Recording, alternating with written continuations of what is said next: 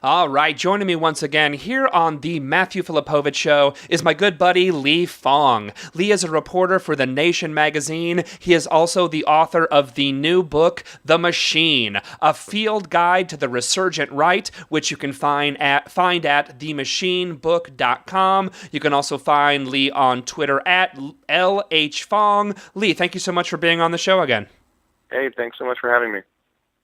All right, so Lee, I got to tell you, after the 2008 election, a lot of people, myself included, had these thoughts going through my head that it looked like the Republicans were done, at least for several years. They were so soundly defeated. The ideas of the past 8 years, the Bush administration, were so soundly defeated in 2008. A lot of people were like, you know what, it's going to be a little while before Republicans turn it around again, but that obviously didn't happen. So your book actually has a good part on this. What exactly happened that allowed the Republicans to recover so quickly?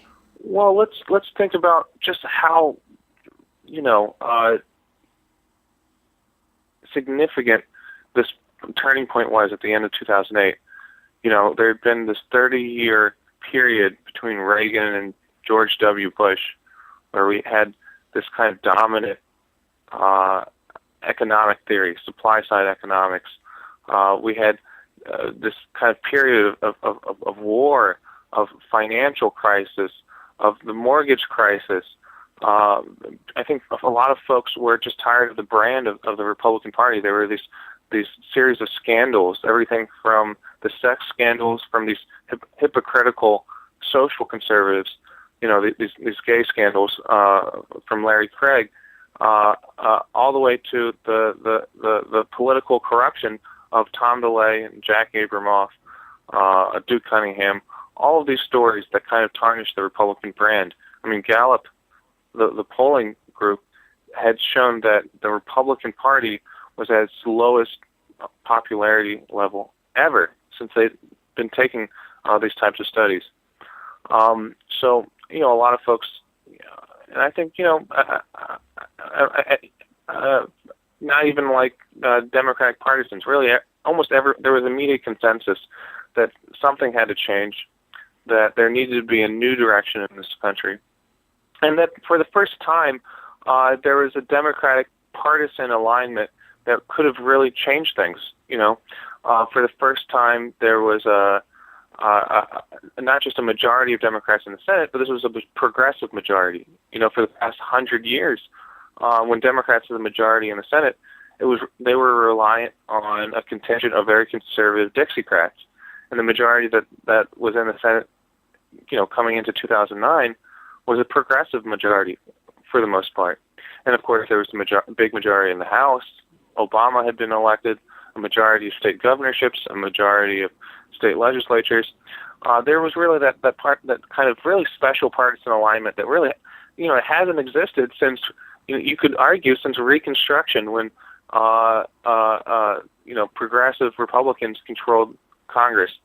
So there were a lot of very hopeful people, and in just 1 year from all of these bold predictions of a progressive future, of a new realignment, 1 year from Election Day in 2008, you could stand on Capitol Hill and just be surrounded by thousands and thousands of Tea Partiers.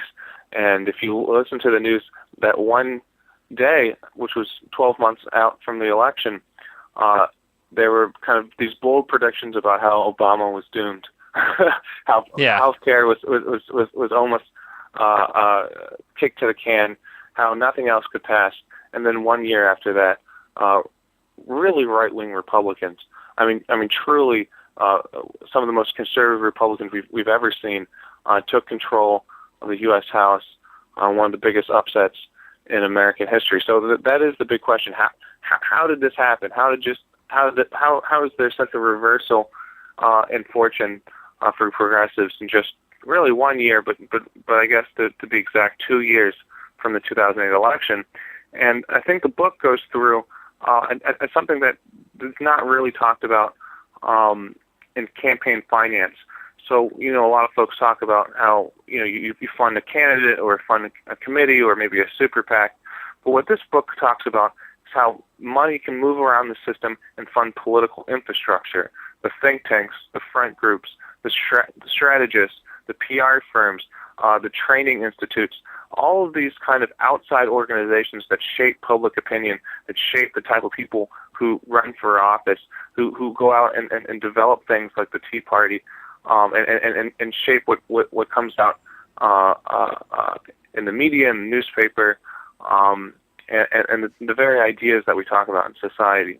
And Republicans have been very good at this. And what they did in 2008, just in a nutshell, is reinvest in these type of outside front groups and political infrastructure to rebuild themselves. And it worked really fantastically. What's weird is that I think a lot of people maybe have a sort of a misconception about how much work goes into getting anything at all passed, or even having any type of how any type of politics works, where it's just like, well, people can just, spend a little bit of time working on something. But what the right and what this book shows is how much the right really does understand, and most importantly, not only understand, but fund full-time people to work on their agenda. They hire people, and again, not just at like giant levels. They make think tanks at pretty much in all 50 states. They have think tanks with employees. They have people actually being paid to advance their cause. Where and obviously there are. I'm not saying there aren't any Democratic think tanks or progressive think tanks, but at least on the state level, the rights trump the lefts, correct? Yeah, that's right. And the kind of big view of this is that conservative planners, corporations, they saw what was coming out of the 60s, the early 70s, when even Nixon was enacting laws that created OSHA, Clean Air Act. They saw the environmental movement.